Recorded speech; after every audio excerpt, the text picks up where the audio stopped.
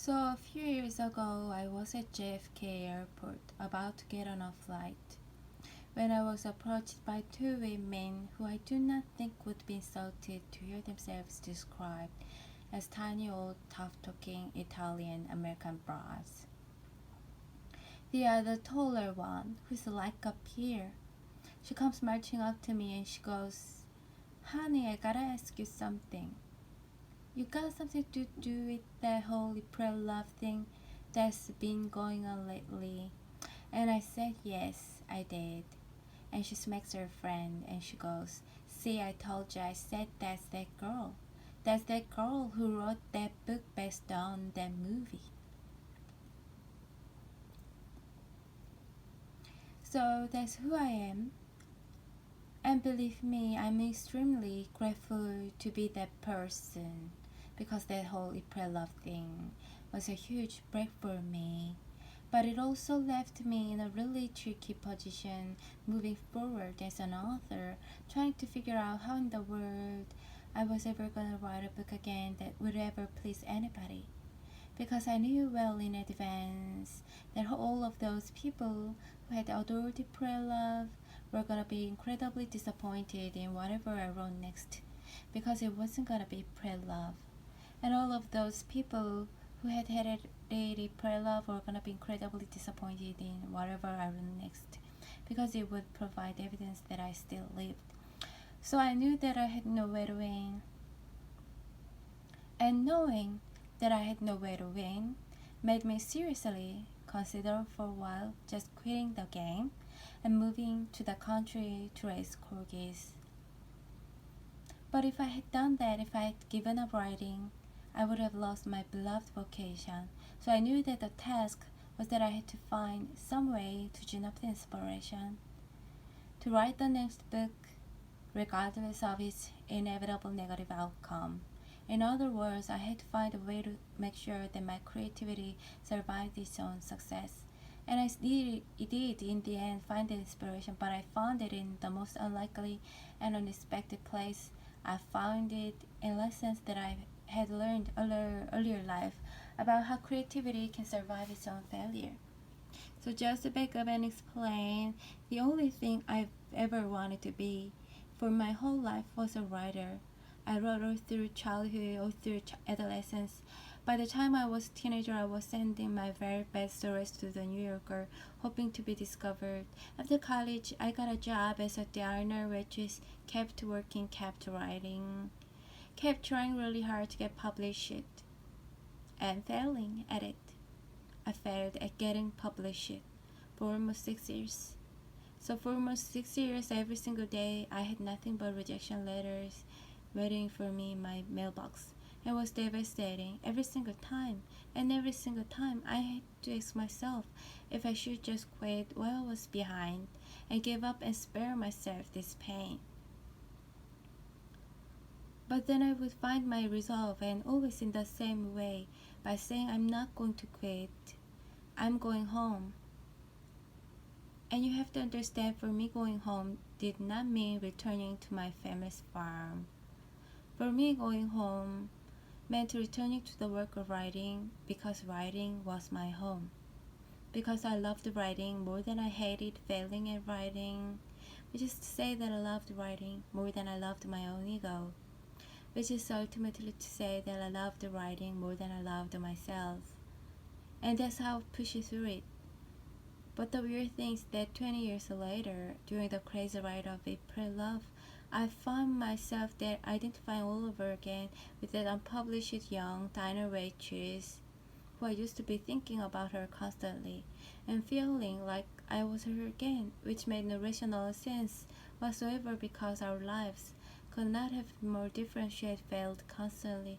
I succeeded beyond my wildest expectation. We had nothing in common. Why did I suddenly feel like I was her again? And it was only when I was trying to run through that I finally began to comprehend the strange and unlikely psychological connection in our lives between the way we experience great failure and the way we experience great success. So think of it like this: for most of your life, you live out your existence here in the middle of the chain of human experience where everything's normal and reassuring and regular. But failure catapults you abruptly way out over here into the blinding darkness of disappointment. Success catapults you just as abruptly, but just as far out over here to the equally blinding glare of fame and recognition and praise. And one of these fates is objectively seen by the world as bad, and the other one is objectively seen by the world as good, but your subconscious is completely incapable of discerning the difference between bad and good. The only thing that is capable of feeling is the absolute value of this emotional equation, the exact distance that you have been flung from yourself. And there's a real equal danger in both cases of getting lost out there in the hinterlands of the psyche. But in both cases, it turns out there's also the same remedy for self-restoration, and that is that you have to find your way back home again as swiftly and smoothly as you can. And if you're wondering what your home is, here's a hint. Your home is whatever in this world you love more than you love yourself. So that might be creativity, it might be invention, adventure, faith, service, it might be raising corgis.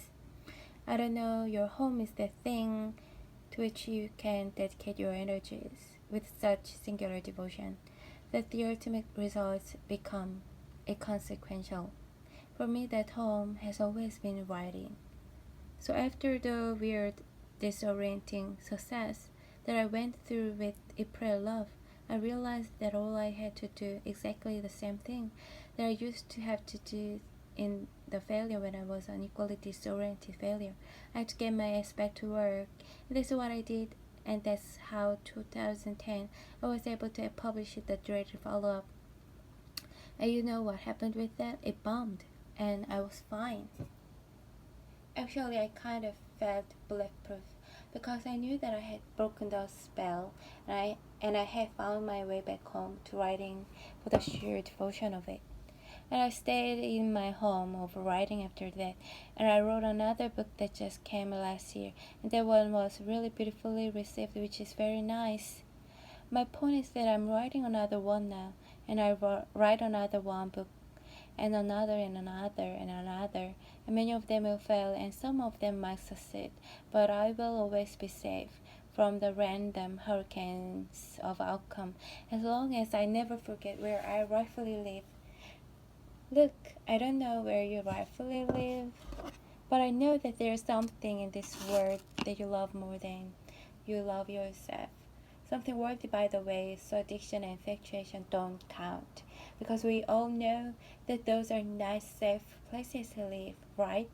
The only trick is that you've gotta identify the best, worthiest thing that you love most, and then build your house right on top of it, and don't budge from it. And if you should someday somehow get bolted out of your home by either great failure or great success, then your job is to find your way back home the only way that it has ever been done, by putting your head down with diligence and devotion and respect and reverence. Whatever the task is that love is calling forth from you next, you just do that and keep doing that again and again and again, and I can absolutely promise you from long personal experience in every direction, I can assure you that it's all gonna be okay. Thank you.